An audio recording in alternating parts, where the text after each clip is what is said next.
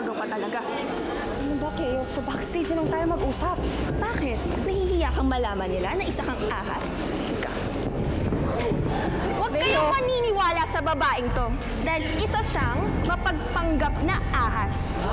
Inaagaw niya kasi yung boyfriend ko eh. Hindi totoo yan!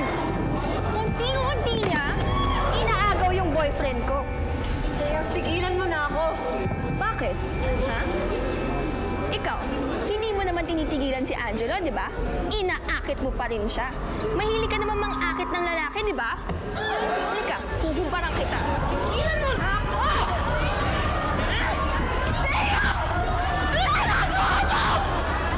At may panloob ka pa talaga? Tatanggalin ka para makita yung kaluluwa mo.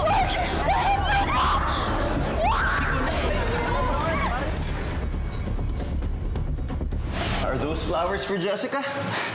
Eh, syempre, wala naman akong ibang pagbibigyan nito kundi si Jessica.